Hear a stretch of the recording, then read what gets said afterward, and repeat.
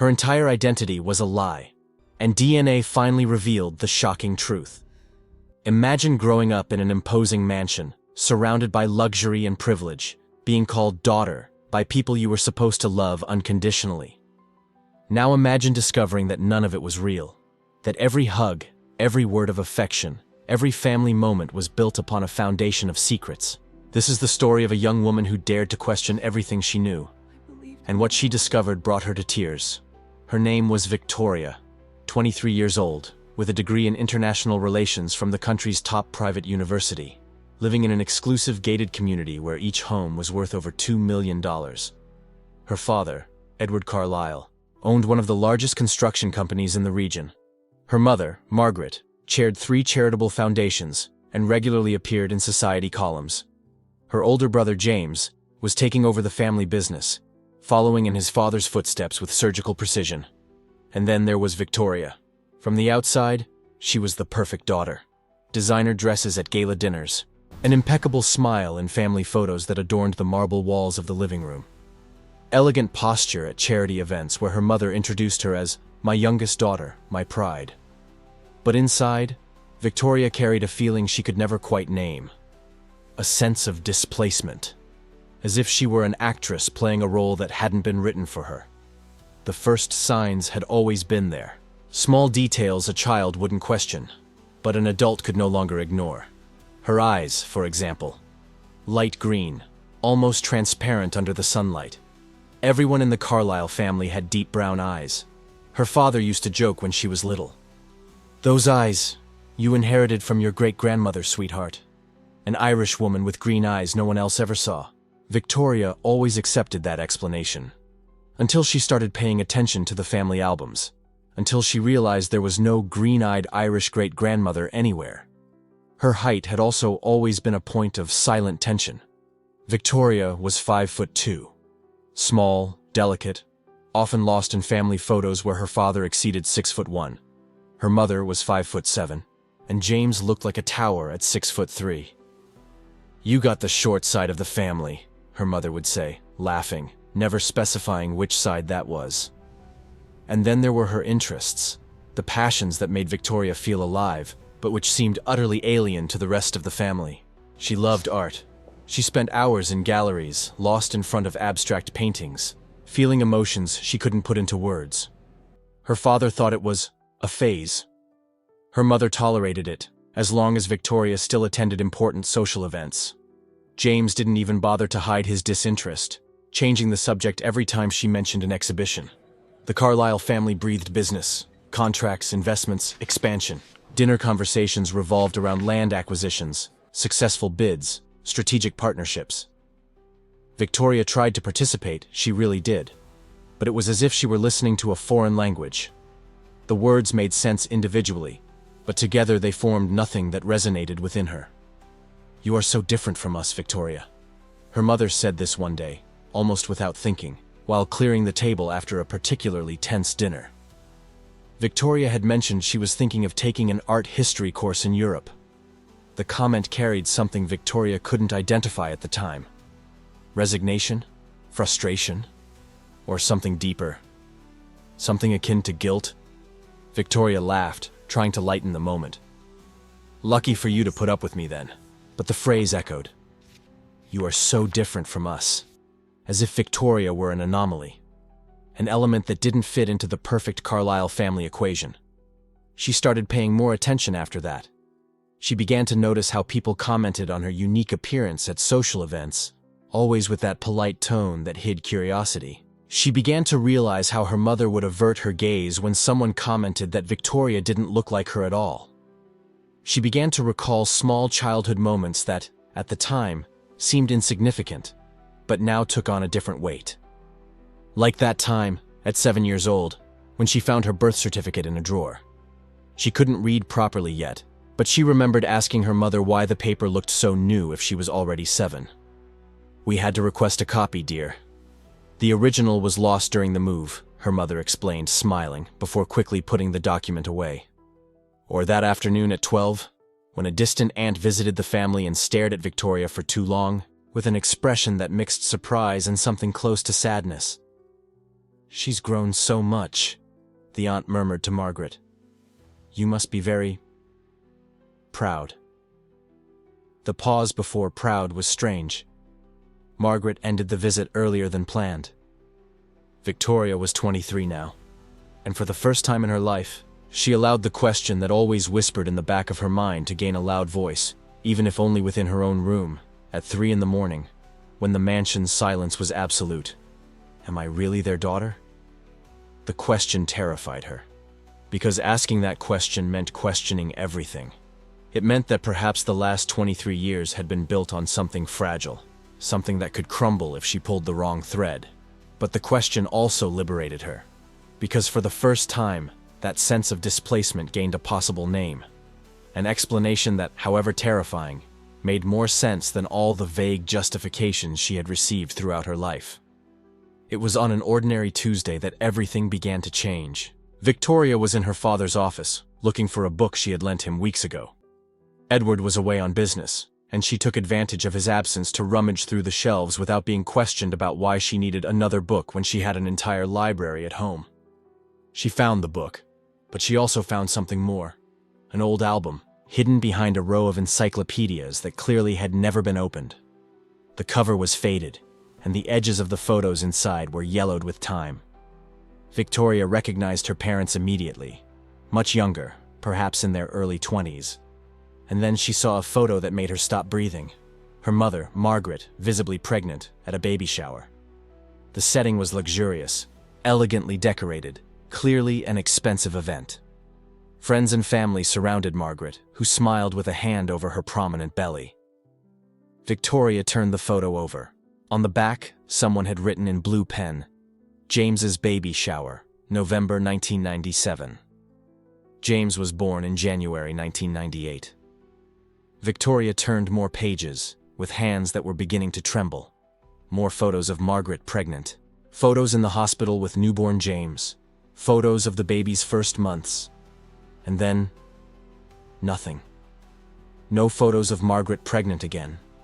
No baby shower for a second child. No hospital images, no record of a growing belly, no celebrations before Victoria's birth. Her photos simply started when she was already a few months old. She was just there, in the house, already part of the family, as if she had just appeared, as if she had always existed, without origin, without a documented beginning. Victoria slowly closed the album, put it back in the exact spot where she found it, and left the office on legs that barely supported her. She spent the entire night awake, lying in bed, staring at the high ceiling of her spacious room, feeling the walls closing in on her. There had to be an explanation. There just had to be. Perhaps her mother simply didn't like photos during her second pregnancy. Perhaps the records were elsewhere. Perhaps. But Victoria no longer believed in maybes. Not after 23 years of small maybes that never turned into real answers. The next morning, she went down to breakfast determined to ask directly. But when she arrived in the dining room and saw her mother reading the newspaper with that aristocratic tranquility that always characterized her, when she saw her father discussing stocks with James as if it were just another normal day, the words died in her throat. Because asking the question meant shattering everything, and Victoria wasn't ready for that yet. So she smiled, poured herself some coffee, and pretended everything was fine. But it wasn't. In the following weeks, Victoria became an investigator in her own home. She rummaged through documents when she was alone. She paid double attention to family conversations. She began to ask subtle questions, disguised as innocent curiosity. "Mom, do you have pictures of yourself pregnant with me? I'd love to see what I looked like in your belly." Margaret barely looked up from her home decor magazine. "Oh, darling, I had such bad morning sickness back then that I avoided cameras. You know how it is." Victoria didn't know, because she had never seen any evidence of this sickness. She had never heard the story told at family gatherings. One day, during a Sunday lunch, she tried another approach. "Dad, what hospital was I born in? I was thinking of doing some volunteer work and wanted to choose a place that meant something to me." Edward exchanged a quick glance with Margaret. So quick that Victoria almost missed it. "St. Mary's Hospital," he said, returning to cut his steak. "Excellent institution. But if you want to do volunteer work, we have better contacts. I can make some calls." He changed the subject immediately, and James joined the conversation, and the moment passed. But Victoria saw. She saw the hesitation. She saw the exchanged glance. She saw the haste to divert the focus. And then came the conversation that changed everything. It was a Friday night. The family was hosting guests for dinner. Victoria should have been there, fulfilling her role as an exemplary daughter. But she had forgotten her phone in her room and went back to get it. As she passed through the hallway, she heard voices coming from her parents' bedroom. The door was ajar. She had no intention of listening. But then she heard her name. "Victoria just turned 23, Margaret. Don't you think it's time we told her the truth?" It was her father's voice. Low, tired. Victoria froze. "Tell her what, Edward? That she didn't come from me? That 23 years ago we made a choice and now she is our daughter? Do you want to destroy this family?" Margaret's voice trembled. Victoria had never heard her mother like this. Desperate. Scared. "I don't want to destroy anything, but she deserves to know. And every day that passes it gets harder. You've seen how she's been asking questions. She's getting suspicious. She knows nothing, and if we continue as always, she'll never know. Margaret." "This conversation is over, Edward. We have guests waiting." Victoria heard footsteps approaching the door and quickly moved away, going down the stairs as if she were just returning at that moment. Her heart was pounding so hard, she was sure everyone at dinner could hear it. "She didn't come from me." The words echoed, relentless. "She didn't come from me." Victoria spent the entire dinner smiling, conversing, pretending to be the perfect daughter she had always been. But inside, something fundamental had broken. It was no longer a suspicion. It was no longer a maybe. It was the truth. She was not their biological daughter, and they never planned to tell her. That night, after the guests left, after the mansion plunged into silence, Victoria locked herself in her room and allowed the reality to hit her with full force. She cried. She cried for the girl who grew up feeling something was wrong. She cried for the years trying to fit into a family that would never truly be hers. She cried for the betrayal of 23 years of carefully constructed lies. But she also felt something else, something unexpected, relief. Because finally, after a lifetime, that sense of displacement made sense. She wasn't crazy. She wasn't inadequate. She wasn't a defective Cavalcanti. She simply had never been a Cavalcanti to begin with. And now, she needed to find out who she really was. Helena wiped away her tears, picked up her laptop, and typed with steady hands, "At-home DNA test. How to do it." The search returned hundreds of results. Reputable, discreet companies that sent kits to your home. All she needed was a saliva sample, hers, and from someone who claimed to be her father. 3 days later, the kit arrived. Small, discreet, in a plain white box with no external identification. Helena held the box in her hands, feeling the weight of what she was about to do. Because taking this test meant going beyond suspicions. It meant transforming a truth whispered in a hallway into concrete, irrefutable evidence. It meant there would be no turning back. She opened the box. Victoria closed the bedroom door with a soft click, but the sound echoed in her mind like thunder. Her heart pounded as she looked around the space that had been her refuge her entire life. Now, those familiar walls seemed to guard secrets she was about to uncover.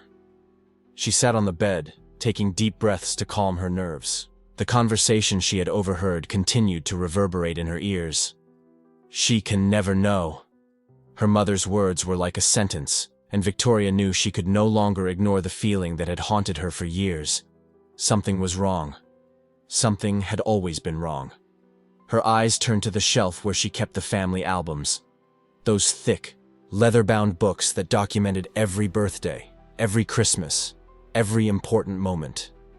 She had flipped through them hundreds of times, smiling at photos of herself as a child.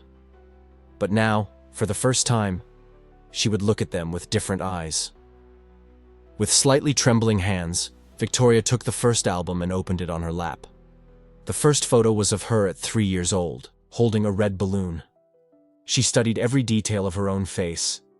The dark brown eyes, the slightly upturned nose, the thin lips. Then she turned the page and found a photo of her parents at the same event. Her father had clear blue eyes and a prominent nose. Her mother had green eyes and fuller lips. Victoria frowned. Of course, children don't always look like their parents, she thought, but something at that moment made her keep searching. Page after page, she compared. At 5 years old beside her father, at 7 with her mother, at 10 with both. In each photo, the difference seemed more obvious. It wasn't just a matter of individual features. It was the entire bone structure, the shape of the face, the texture of the hair. She pulled an older family photo from the shelf, one with her grandparents. All 4 grandparents had striking features, some with natural blonde hair, others with light eyes, aquiline noses, angular faces. Victoria picked up a hand mirror and held it next to the photos. Her reflection seemed to belong to another family entirely. She had dark brown, straight hair, while everyone in the family had lighter, wavy hair. Her eyes were deep brown, while there wasn't a single pair of brown eyes in 3 generations of family photos. How did I never notice this before? She whispered to herself, feeling a chill in her stomach. The revelation hit her like a punch.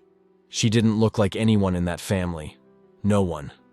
Tears began to burn in her eyes, but she blinked hard to keep them in check. Not yet. She needed more than just appearances. She needed concrete proof. Victoria closed the albums and placed them back on the shelf with trembling hands. Her heart raced as she remembered something her mother had mentioned years ago. "Your documents are in the blue box in the office closet," she had said once when Victoria needed a birth certificate for a school project. The office was down the hall. Victoria opened the bedroom door slowly, peeking out to make sure no one was around. The house was silent. Her parents were still downstairs, probably pretending everything was normal. She walked down the hall with soft steps, each creaking floorboard sounding like an alarm in her ears. Finally, she reached the office and closed the door behind her. The closet was in the corner, tall and imposing. Victoria opened it and found the blue box exactly where she remembered. With her hands trembling even more, she pulled out the box and placed it on the table. Inside were documents organized in folders: birth certificate, school records, vaccination card. She picked up the birth certificate and held it against the light. Something was wrong. The date seemed strange. Victoria took out her phone and opened the calendar, doing some quick calculations. According to the certificate, she was born on March 15th, but she remembered seeing photos of her mother at a company party in January of that year, and her mother was definitely not pregnant in that photo.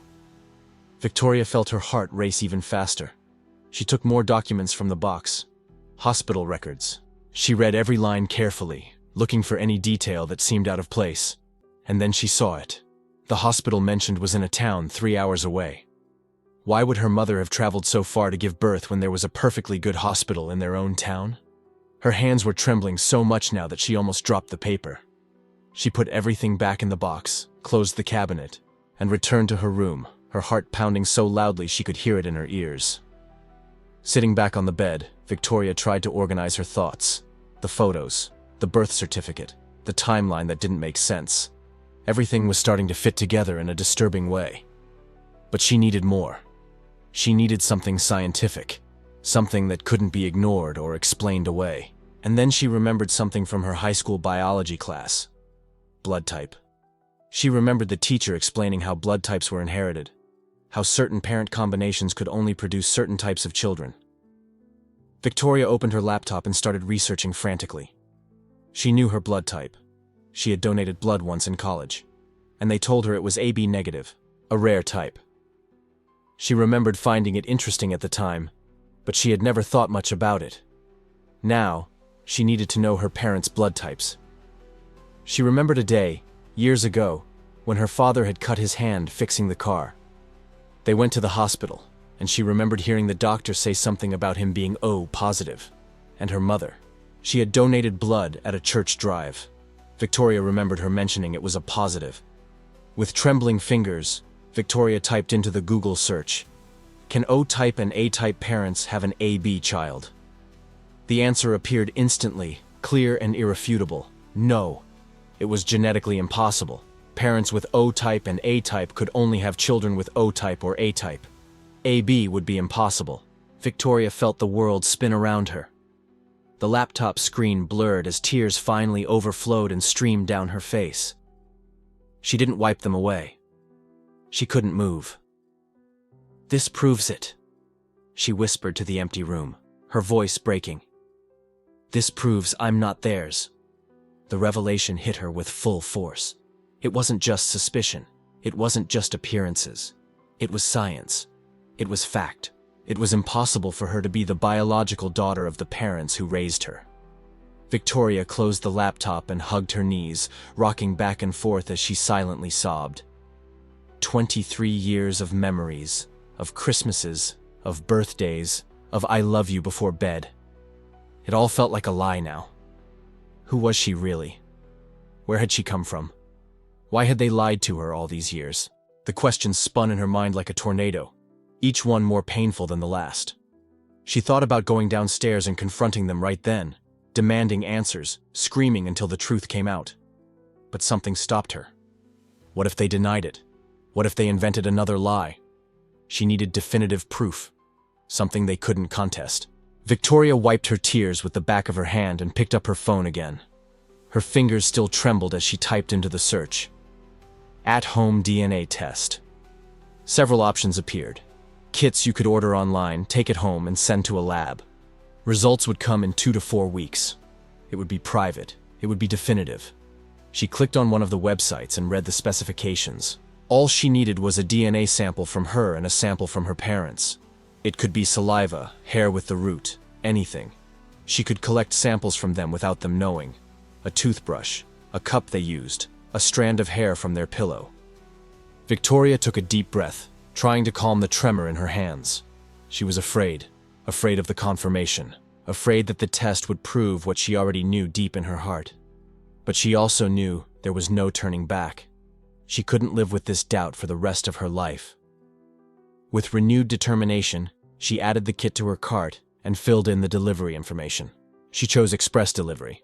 She couldn't wait longer than necessary. As she clicked "Confirm purchase," she felt a mixture of terror and relief. There was no going back now. In a few weeks, she would have the absolute truth. The truth that her parents, if she could even still call them that, had tried to hide from her whole life. Victoria put her phone aside and looked at her bedroom door. Downstairs, she could hear the muffled sound of the television.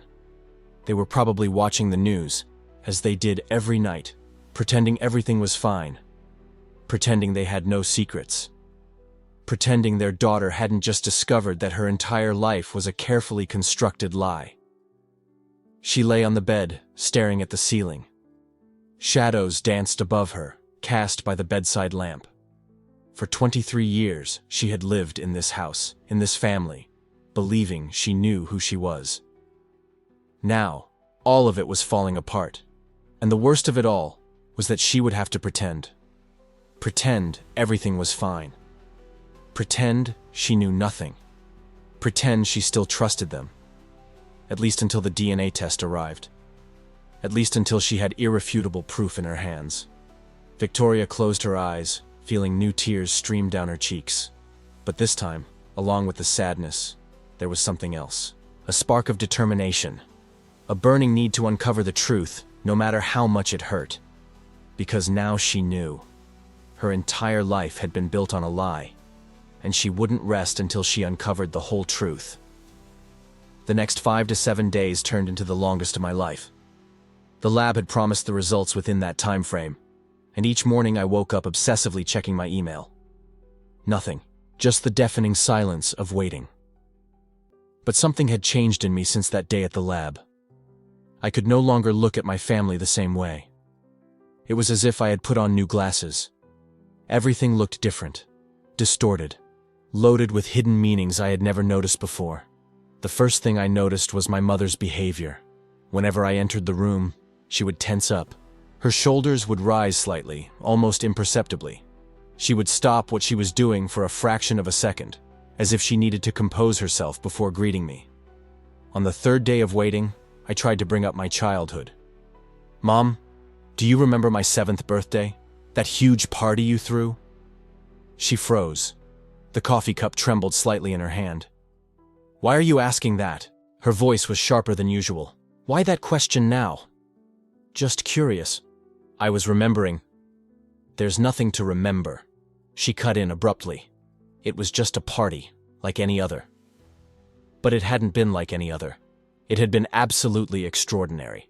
Clowns, magicians, a giant inflatable castle, over 50 invited children. For a middle-class family, it had been a disproportionate event. And now, for the first time, I wondered, why? Why such an exaggerated display? What were they trying to prove? Or compensate for? My father was even more revealing in his evasiveness. He simply couldn't talk about my childhood. Every time I mentioned a memory, he would change the subject with impressive skill. Dad, do you remember when you took me on that trip? Just the two of us? I must have been around 9. Oh, I need to check that car problem. He was already getting up. But you didn't even hear what I was going to. We'll talk later, dear. I'm busy now. Busy running away, I thought bitterly. And then there was my brother's comment. We were having lunch together, something we rarely did, when he blurted out, almost without thinking, "You know, you were always the different one in the family." My fork stopped mid-air. Different how? He shrugged, chewing calmly. I don't know. More sensitive. More emotional. Even physically, you don't really look like anyone. David and I clearly take after Mom, but you? He studied me with that analytical gaze that always bothered me. You're a mystery. A mystery. The word echoed in my head for days. That night, alone in my room, I started doing something I had never done before. Methodically reviewing every memory of my childhood with new eyes. And that's when everything started to make terrifying sense. That extravagant 7th birthday party. It hadn't been love. It had been guilt. They were compensating for something. Trying to buy my affection, or perhaps their own clear conscience. The excessive gifts every birthday. The expensive clothes only I received, while my siblings wore normal things. The constant, almost suffocating attention sometimes. You're special, my mother used to say, kissing my face. Our special girl. I had always interpreted that as affection. But what if special was code for different, for not ours? And what if every exaggerated I love you was actually a disguised apology? The most disturbing memory came on a night of insomnia, on the 5th day of waiting. I must have been 12. I had woken up in the middle of the night to get water and heard my parents talking in their bedroom. The door was ajar. "We can't go on like this," was my father's voice, laden with tension. "She's going to find out eventually." "She won't." My mother sounded desperate. "Not if we never tell her. There's no way she'll know." "What if someone else knows? What if—" "Nobody knows. Nobody but us." At the time, my child's mind had interpreted that as an argument about money, or adult problems I didn't understand. I had gone back to bed and forgotten about it. But now, lying in the dark of my room at 28, that conversation took on an entirely different weight. They had a secret about me, and they never intended to tell. I started observing everything with an almost paranoid attention. Every glance exchanged between my parents when I entered the room. Every subtle change of subject. Every evasion. They were hiding something. And the more I watched, the more obvious it became. On the 6th day, I began to consider the possibilities theoretically. Hypothesis 1. Adoption. It made sense on several levels. It would explain the lack of physical resemblance. It would explain the overprotective behavior. It would explain why I never saw an original birth certificate, only an updated copy. But I had scoured the entire house. There were no adoption papers, no legal documents indicating it. And in a country where adoption requires mountains of bureaucracy, it would be impossible not to leave a trace. Unless it was an informal adoption. But that would create other legal problems. Hypothesis 2. I was the fruit of an extramarital affair. My mother had had an affair, and my father agreed to raise the child as his own. This would explain the occasional tension I always felt between them. It would explain why my father sometimes seemed distant with me, while he was effusive with my siblings. It would explain why I didn't look like anyone in the family. But then, whose daughter was I? Who was my biological father? And if it was my mother's affair, why did she also seem so uncomfortable with my DNA test? Unless she wasn't my mother either. Hypothesis 3. Switched at the hospital. I had read about cases like this. Babies accidentally swapped in the maternity ward. Families raising other people's biological children for decades without knowing. But this was usually only discovered when both families got tested. And if it had been accidental, why would my parents act so guilty? Why would they hide it? Unless it hadn't been accidental. Unless it had been deliberate. My stomach churned with that possibility. Had someone stolen a baby? Had I been stolen? Each theory seemed more disturbing than the last. And deep down, I knew none of them fully explained my parents' behavior. There was something more. Something worse. Something they never planned for me to discover. On the 7th day, I stopped eating properly. My stomach was constantly upset. Coffee and anxiety had become my main diet. I avoided my family as much as possible. I couldn't pretend everything was fine anymore. I couldn't smile and act naturally when every fiber of my being screamed that something was deeply wrong. My mother tried calling 3 times. I ignored them all. My father sent a message. "Are you okay? You seem distant." I didn't reply. How could I? What would I say? "Yes, Dad, I'm great. I'm just waiting for a DNA test that might destroy everything I thought I knew about my life." On the evening of the 7th day, sitting on the couch with a glass of wine I had barely touched, I realized something terrifying. Regardless of what the test revealed, nothing would ever be the same. If the DNA confirmed they were my biological parents, I would have to live with the paranoia of having doubted them. I would have to pretend this whole investigation never happened. I would have to carry the guilt of having suspected the people who raised me with love. But if the test revealed I wasn't their biological daughter, then who was I? Where did I belong? My entire identity, my whole history, everything I knew about myself would be a lie. I would be a stranger in my own life. The worst part wasn't not knowing the truth. The worst part was realizing that, either way, I had already lost something irrecoverable, the innocence of believing I knew my own story. I closed my eyes, feeling the weight of this realization. And it was at that moment that my phone vibrated. An email. My heart pounded even before I opened it. My hands trembled so much I almost dropped the phone. The sender was Gen Life Laboratory. Subject: "Your DNA results are ready." I froze. There it was. After 7 days of mental torture, of increasingly dark theories, of observing my family as if they were strangers, of reconstructing every memory of my life through a lens of suspicion, the truth was 1 click away. But did I really want to know? My hand hovered over the screen, my finger trembling over the email. A part of me wanted to delete everything, pretend I had never taken the test, go back to comfortable ignorance, even if it was a lie. But I knew it was too late for that. The doubt had already been planted. The suspicion had already poisoned everything. There was no turning back. I needed to know, even if the truth destroyed me.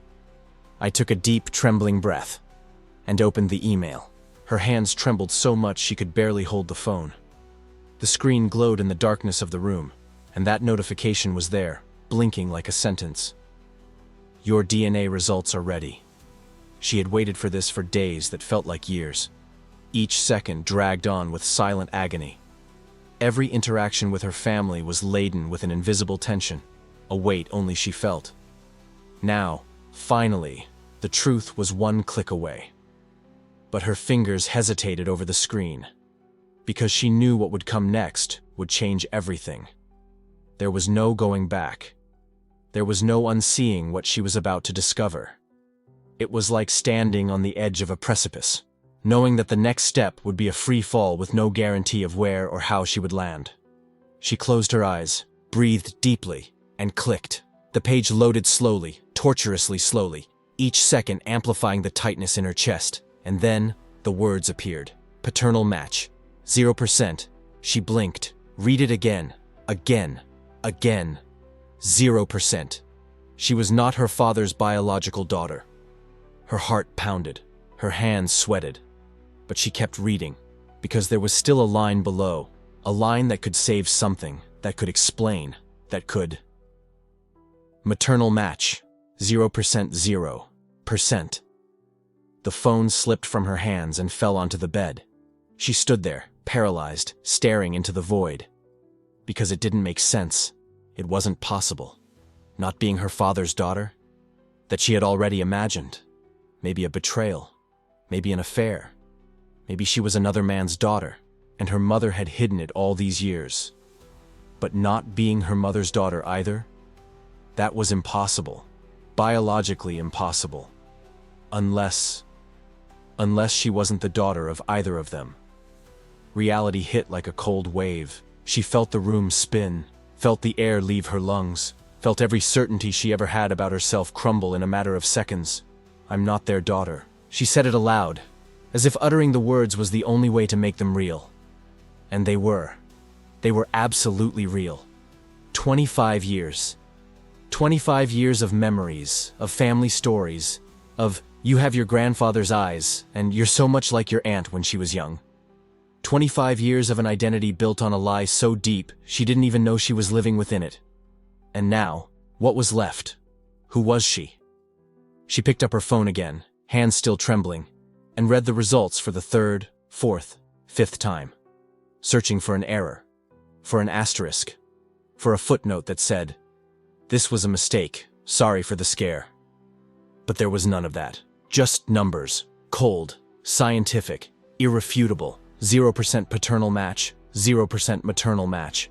She didn't share DNA with either parent. None. Not a single genetic marker connected her to them. She was a complete stranger, an intruder in a family that wasn't hers. And then, the first wave of denial came. The test is wrong. Of course, it had to be wrong. These online DNA tests weren't 100% accurate. Maybe the sample had been contaminated. Maybe they had mixed her results with someone else's. Maybe. But even as she tried to convince herself, she knew she was lying to herself. Because that test confirmed everything she had always felt. All the times she looked in the mirror and saw nothing of her parents. All the times she felt different, out of place, like she didn't belong. It wasn't paranoia. It was truth. And the anger began to rise, hot and violent. How could they? How could they lie for 25 years? How could they look her in the eyes every day, call her their daughter, let her believe that was her story, when they knew it was all a farce? Every birthday, every graduation, every important moment of her life had been built on a lie. And they knew. They always knew. Her mother, who held her hand when she was scared. Her father, who carried her as a child. Both of them, who created this version of a perfect family, while hiding the most basic truth of all. She wasn't theirs. She wanted to scream. She wanted to break something. She wanted to grab the phone and call them immediately, demand answers, force them to face what they had done. But the anger lasted only a few minutes before giving way to something else. Something deeper, more painful. Sadness. A sadness so heavy it felt physical. As if the entire weight of the revelation had collapsed on her chest all at once, crushing her. Because she realized something terrible.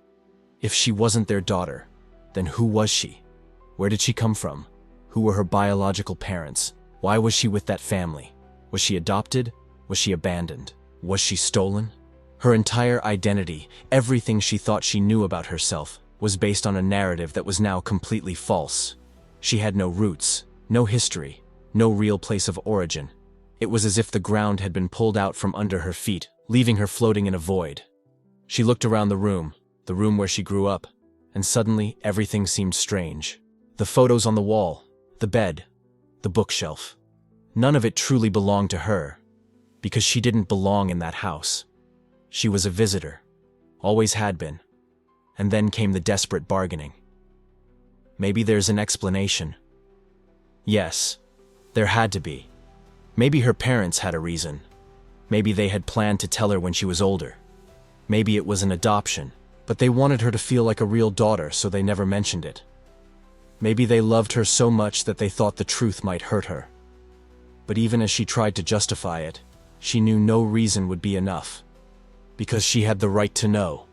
She had the right to know her own story. And they took that from her. It didn't matter how much they loved her. It didn't matter what their intentions were. They lied. And that lie defined every second of her life. She spent hours in that room, alternating between anger, sadness, denial, and despair. Night fell. The room grew dark, but she didn't turn on the lights. She stayed there, sitting on the bed, phone in hand, rereading the results countless times, as if on one of those attempts the numbers would change. But they never changed. And sometime in the early hours of the morning, when there were no more tears to cry and not enough anger left to scream, she made a decision. She wasn't going to let this go. She wasn't going to pretend she didn't know. She wasn't going to keep it inside and continue living the lie just because it was easier. She deserved the truth, and they were going to have to give it to her. She stood up, washed her face, and looked at her reflection in the mirror. Her eyes were red, swollen from crying. But there was something new there too. A determination that wasn't there before. She was no longer the obedient daughter who accepted everything without question. She was someone who needed answers, and she would get them no matter the cost. She picked up her phone and typed a quick message into the family group chat. "We need to talk. All of us. Tomorrow night. It's important." Her mother's reply came almost immediately. "Are you all right, sweetheart? Did something happen?" She looked at the message and felt a pang of bitterness. Sweetheart. As if nothing had changed. As if she was still their daughter. But she didn't reply. She just locked her phone and went to sleep, or at least tried to. The next day, she spent hours mentally preparing. Rehearsing what she would say, how she would say it, imagining their reactions. The shock, the denial, maybe even anger. But it didn't matter. She was ready. When night fell, she came downstairs to the living room with a folder in her hands. Inside it, the printed DNA test results. Irrefutable proof. The family was already there.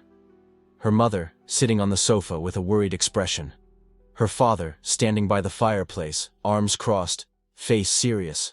Her siblings, each in an armchair. Curious but still not grasping the gravity of the moment. She took a deep breath and placed the folder on the coffee table, right in the middle of the room, where everyone could see it. "I took a DNA test," she said, her voice firmer than she expected. "And the results showed something that changes everything." Her mother blinked, confused. "A DNA test? Why?" "Because I needed to know the truth," she replied, opening the folder and pulling out the papers. "And now I know." She laid the results on the table, facing them, and waited. Her father was the first to move. He picked up the papers, read them quickly, and turned pale. His hand trembled. He looked at his wife, and his expression said it all. Her mother slowly stood up, took the papers from his hands, and read. And then, for the first time in 25 years, she saw something she had never seen on her mother's face. Guilt. Absolute guilt. "Sweetheart, I can explain," her mother began, her voice breaking. "Then explain," she said, her voice now hard, cutting. "Explain why I have 0% genetic match with either of you. Explain why I spent my entire life thinking I was your daughter when, in fact, I'm not." The silence that followed was deafening. Her siblings looked at each other, shocked. Her father was motionless, as if turned to stone. And her mother began to cry. But she felt no pity. Not yet. "I deserve the truth," she said, looking directly at both of them. "You owe me that. After everything, you owe me the truth." And it was at that moment, with the family gathered, with the DNA results on the table, with 25 years of lies about to crumble, that she realized something. It didn't matter what they said. It didn't matter what the story was. Nothing would be able to erase what she had just discovered. Her whole life was a lie. And now, she needed to find out who she really was. The silence in the room was deafening. Victoria still held the DNA test results, the letters dancing before her eyes. Probability of biological kinship, 0%. 0. Nothing. 28 years of life based on a lie. Her mother, or rather the woman she had always called mother, had her face buried in her hands, her shoulders shaking with silent sobs. Her father stood beside her, rigid as a statue, but Victoria could see his hands trembling. "Is someone going to explain this to me?" Victoria's voice came out louder than she intended. "Now, I want to know everything." Her brother David approached, touching her arm. "Victoria, maybe we should—" "No!" Victoria pulled away. "Don't ask me to calm down. Don't ask me to wait. I deserve the truth, now." It was then that her mother lifted her face. It was swollen, red, destroyed by guilt and pain. And when she spoke, it was with a voice so fragile that Victoria barely recognized it. "We can explain," she began, but the words died in her throat. "Then explain!" Victoria screamed, feeling tears burn in her eyes. "Explain how I lived my whole life without knowing who I really am. Explain how you looked at me every day and lied." Her father finally moved. He stood beside his wife, a protective stance Victoria had seen 1,000 times before. But this time, it brought no comfort. It brought anger. "Victoria," he said, his voice grave and overly controlled. "We did what we thought was right. We need you to understand that." "What was right?" Victoria laughed, but there was no humor in the sound. "Lying to me for 28 years was right. Let me explain," her mother said, finally finding strength in her voice. "Please, daughter, let me tell you everything. From the beginning." Victoria crossed her arms, her whole body a defensive barrier. "I'm waiting." Her mother took a deep breath, wiping away her tears. "When your father and I got married, the only thing we wanted was to have a family. We tried for years. Years, Victoria. I underwent every possible treatment. Hormones that drove me crazy, painful procedures, hopes raised and crushed month after month." Victoria's father placed a hand on his wife's shoulder. "We tried for 7 years. We spent all our savings on fertility treatments. Your mother went through 4 IVF attempts. Nothing worked. With each negative test, I died a little inside." Her mother continued, her voice breaking. "I saw other pregnant women and felt a physical pain right here." She clutched her chest. "I wanted so badly to be a mother. So badly it hurt to breathe." Victoria felt something stir within her. Empathy, perhaps. But anger still burned stronger. "And then what? How do I come into this story?" Her mother looked at her father, a silent communication passing between them. He nodded, encouraging her to continue. "There was a woman," she said softly. "Catherine. She worked at a hospital where I was receiving treatments. We became friends. She knew about our pain, our struggle. And one day..." She paused, closing her eyes. "One day she made us a proposal." Victoria's heart began to beat faster. "What kind of proposal?" "Catherine had a cousin." Her father took over the story. "Jennifer. She was 19, pregnant, and in an impossible situation. The baby's father had disappeared. Her family was extremely religious and had thrown her out of the house. She was alone, without money, without support, without anything. She didn't want an abortion," her mother quickly continued, "but she also knew she couldn't afford to raise a child. She was desperate, and we were desperate too." Victoria's stomach churned. "So you bought me?" "No!" Her father stepped forward. "It was never like that. We helped Jennifer. We paid all her medical expenses, gave her a place to stay, ensured she had everything she needed. And in return, she agreed to let us adopt you." "Legally?" Victoria asked, already knowing the answer. The silence was her confirmation. "Why not?" she whispered. "Why not do it the right way?" Her mother started crying again. "Because it was too complicated. The adoption process would take years. And Jennifer. She was broken, Victoria. She didn't want any involvement with the baby. She wanted to disappear and start over. And we wanted you," her father said, his voice heavy with emotion. "From the moment we saw you in the ultrasound. From the first time we held you. We already loved you. You were already our daughter." But I wasn't, Victoria cried, tears finally falling. I wasn't your daughter. I had a biological mother. I had an identity, and you stole that from me. We gave you a life, her father retorted, his voice rising too. Jennifer couldn't give you anything. She was broken, without a future, without hope. We gave you a home, a family, love, education, opportunities. We gave you everything. Except the truth, Victoria shot back.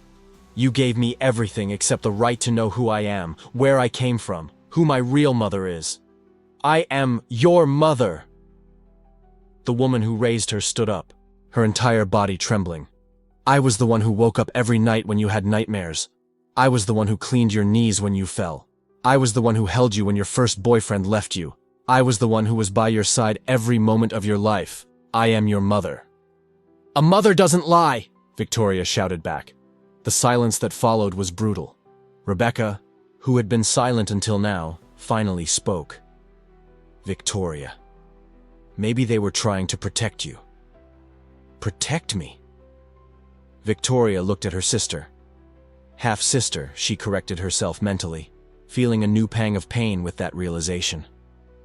Protect me from what? From the truth? From knowing who I really am? From knowing you weren't wanted, her father said softly. Jennifer didn't want you, Victoria. She made that very clear. She didn't want to see you, didn't want to hold you, didn't want anything to do with you. And we didn't want you to grow up knowing that. We didn't want you to feel rejected. We wanted you to feel loved. We wanted you to feel like you belonged. Victoria felt like she'd been punched in the stomach. And Jennifer, where is she now? Her parents exchanged another look. Mom. Victoria used the word deliberately, seeing relief wash over the woman's face. Where is Jennifer? We don't know, her mother admitted. Catherine lost touch with her years ago. She moved to another state. She rebuilt her life, got married, maybe has other children now. She moved on. What about me? Victoria asked, her voice broken. What about my right to know her? To decide if I want a relationship with her? You were 3 days old, her father said. How were you going to decide anything? We decided for you, like parents do. We did what we thought was best for you. You decided wrong. Victoria picked up her bag. You decided for yourselves, not for me. Victoria, please. Her mother took a step forward, hands outstretched. Don't leave like this. Let's talk. I need time, Victoria interrupted, her voice weary. I need to process this. I just need time. Daughter, her father began. Don't call me, Victoria said, walking towards the door. When I'm ready, I'll get in touch, but right now, I just can't be here. Victoria, her mother ran after her. Please don't leave us. I can't lose you. Victoria stopped at the door without turning around. You've already lost me. You've lost my trust, lost my respect. And maybe you've lost my ability to look at you without seeing the lie. We love you, her father said, his voice breaking for the first time. That was never a lie. Everything we did was for love. Victoria finally turned around. She looked at them. These two people who raised her, who shaped her, whom she loved unconditionally for 28 years. And she saw strangers. Love shouldn't come with lies, she said softly. And love shouldn't steal from me the right to know who I am. You are our daughter, her mother whispered desperately. That's who you are. It doesn't matter about DNA. It doesn't matter how you came to us. You are our daughter, our Victoria. That will never change. Victoria felt tears stream down her face. Maybe not, but I changed. The moment I opened that envelope, I changed. And I don't know. I don't know if I can go back to being who I was. David approached, touching his father's shoulder. Rebecca hugged her mother, who had collapsed in sobs. The family was there, together, but Victoria had never felt so alone. I'm going, she said, opening the door. Don't abandon us, her father pleaded, a last desperate attempt. Please, daughter, give us a chance, for the family. We made a mistake, but we did it because we love you too much, not because we didn't love you enough. Victoria looked at him, at all of them. Her family. Or what used to be her family. Or what perhaps still could be, if she could find a way to forgive. If she could find a way to rebuild something that had been built on lies. "I know," she finally said. "I know you love me, but right now I need to find out who I love, who I really am. And I can't do that here, not now." And with that, she left. The door closed behind her with a final sound that echoed through the room. On the other side, 4 people stood in silence. A family torn apart by the truth. United by love, but separated by the broken trust. Her mother collapsed on the sofa, crying uncontrollably. Her father stood still, staring at the closed door, as if he could make it open again with sheer willpower. David and Rebecca exchanged glances, not knowing what to do, how to fix something that seemed irreparably broken. Outside, Victoria got into the car and finally let all the weight fall. She put her head on the steering wheel and cried. She cried for the life she thought she had, for the identity that was stolen, for the biological mother she never knew, for the parents she loved but could no longer trust. And she cried for the question that echoed in her mind, unanswered. Who is Victoria, really? That woman driving into the night, with a broken heart and shattered identity, no longer knew the answer, but she needed to find out, even if it meant losing everything she had ever known to find out who she truly is. The door closed behind her. The silence of the house now felt different, not oppressive, but full of possibilities. She stood there, in the middle of the living room where so many family memories had been created, feeling as if she were treading on unknown territory for the first time. Her eyes wandered over the photographs on the wall. There she was at 5, holding an ice cream and smiling toothlessly. At 10, on her elementary school graduation day. At 15, hugging her mother on a beach day. Was every image a lie? Or was each one still true, just in a different light? She sat on the sofa, the same one where so many family movie nights had taken place, and allowed her thoughts to come without resistance. The emotional numbness of the past few hours was beginning to give way to something more complex. Not anger, not exactly pain, but a strange, liberating clarity. "They're not my biological parents," she whispered to the silence, and then more firmly, "But what does that really mean?" The question echoed through the empty room, and with it came an avalanche of reflections she had been avoiding. Who was she now? If she wasn't their daughter by blood, if her birth certificate was a forgery, if her entire origin story was fabricated, then who was she, really? For years, she had defined her identity in simple terms. She was the daughter of Edward and Margaret Carlyle. She had inherited her mother's grace, her father's determination, a love of art that she couldn't quite place. But now, those certainties had been torn from her like pages from a book. She stood up and walked to the mirror on the wall. She studied her face with new intensity, looking for traces of strangers she would never know. Her biological mother, who was she? Where did she come from? What desperate circumstances led her to make this choice? And her biological father, did he even know she existed? The tears came, silent and persistent. She was grieving for biological parents she would never embrace, for a story she would never know, for answers she might never have. It was like losing someone you never knew, but whose DNA you carried in every cell. But then, amidst the pain, something began to crystallize, an understanding that grew like light through dark clouds. "DNA doesn't define me," she said aloud, testing the words. "I am who I became." It was true. She was made up of 1,000 choices, 1,000 moments, 1,000 experiences, none of which had anything to do with biology. She was the girl who learned to read at 4 because her mother read to her every night. She was the teenager who developed a passion for art because her father took her to galleries. She was the young adult who valued integrity because her parents, yes, her parents, had always tried to do what was right, even when it was hard. They didn't share her blood, but they shared her history. Every scraped knee her mother had bandaged, every book recommendation her father had made, every dream they had nurtured, every fear they had calmed, every achievement they had celebrated, all of it was real. She thought of all the families she knew.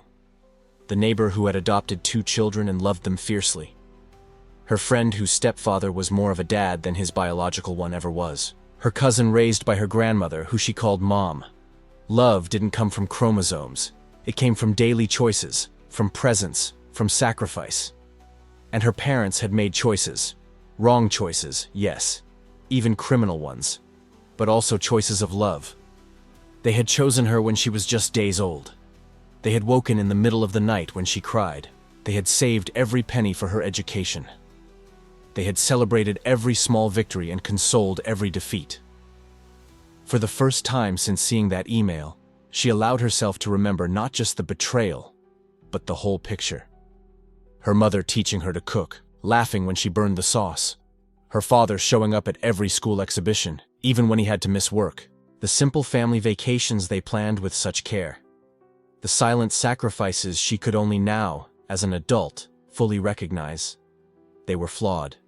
Deeply flawed. They had built their family on a lie. But they weren't monsters. They were desperate humans who had made impossible choices when confronted with unbearable pain. She thought of their infertility. Years of attempts, treatments, frustrated hopes. The pain of holding other people's babies knowing they would never hold their own.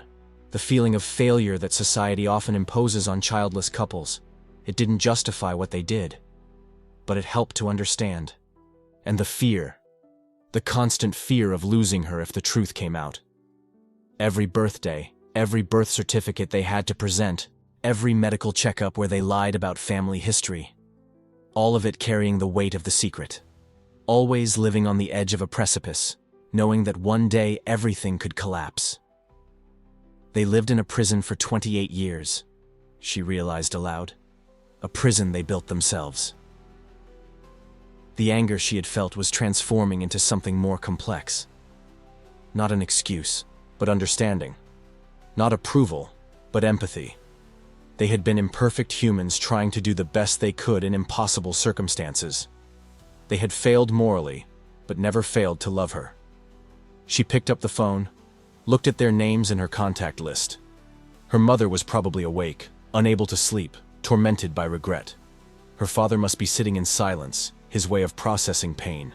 They were suffering. And despite everything, she didn't want them to suffer. But she also couldn't just go back to the way things were. The foundation had cracked. To rebuild, they needed something stronger than lies wrapped in love. They needed the truth, no matter how painful. She dialed. Her mother answered on the first ring, voice broken. "Daughter? I need you to come back," she said. "We need to talk. Really talk this time." 20 minutes later, they were back. They sat in the living room. Not as the family they had always been, but as 3 people trying to figure out what they could become. "I understand why you did it," she began, and saw instant relief on their faces. "But understanding doesn't mean accepting. You stole something precious from me, the truth about myself. We know," her father said, his voice thick, "and we'll carry this guilt for the rest of our lives. But I also want you to know," she continued, "that despite everything, I recognize the love. You gave me a life I could never have had otherwise. You gave me education, opportunities, a home full of warmth and laughter. That was real." Her mother started to cry, tears of relief and pain mingled. "So, here's my choice," she said, and the word choice resonated with power. "I choose to stay. I choose to still call you Mom and Dad, but on new terms. No secrets. Complete honesty from now on. About everything." "Anything," her father said immediately. "Do you want to know how we got you? About what we know about your biological mother?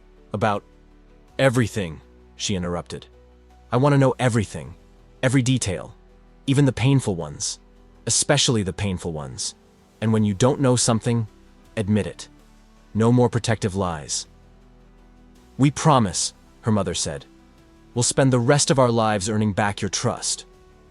"And I'll spend the rest of my life processing this," she replied. "Some days I'll be okay. Other days I'll be angry. I'll need therapy. I'll have impossible questions. And you'll have to be present for all of it." "We will," her father promised. "For everything." She looked at them, These two strangers who weren't strangers at all. These two liars who were also the most devoted parents she knew. These two imperfect people who loved her so devastatingly imperfectly. "Do you know what's strange?" she said.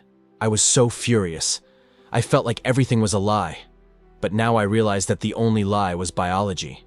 Everything else, every memory, every 'I love you', every sacrifice, all of it was true." Her mother sobbed, and for the first time in days, she let her mother embrace her. It was different. It carried the weight of truth, not the lightness of illusion, but it was real. "Family isn't DNA," she whispered. "It's choice. And every day you chose me. So today, I choose you back. Not because I have to, but because I want to." They cried together, embracing on the sofa. It was a new beginning. Not an erasure of the past, but a rebuilding on a foundation of honesty. It would be difficult. There would be setbacks. But for the first time in days, she felt hope. In the weeks that followed, they kept their promise. They told her everything. About the desperation that led them to make this choice. About the woman they met. About the day they brought her home from the hospital. About how, upon holding her for the first time, they knew they would do anything to keep her. They recounted the nightmares they'd had, the constant fear of being discovered, how they'd almost confessed 1,000 times, how each lie weighed more heavily than the last, how their love for her had grown so immense that the guilt seemed small in comparison. But it never vanished. And she listened.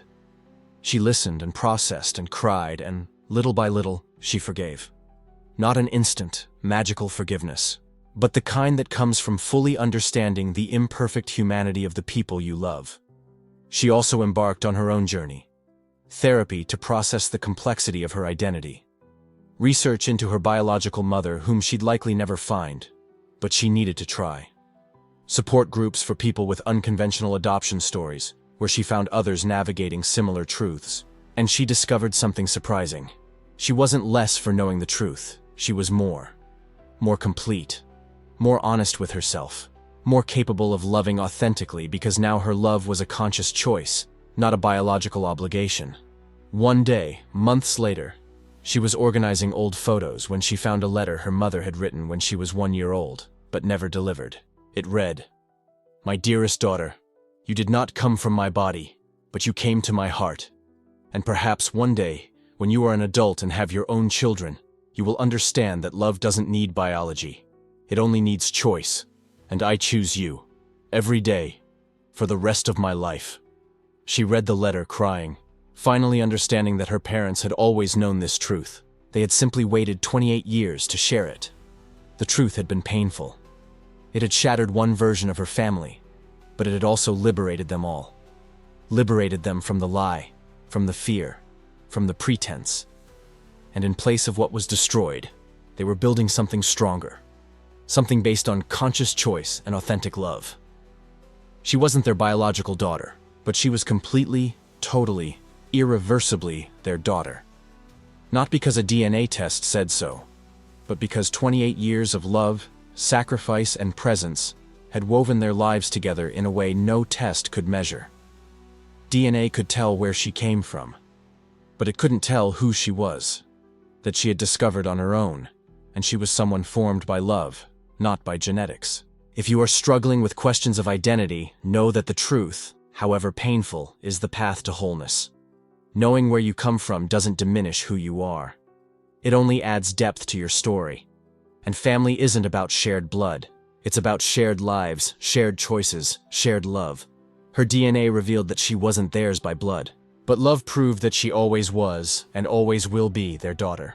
Completely, truly, by choice.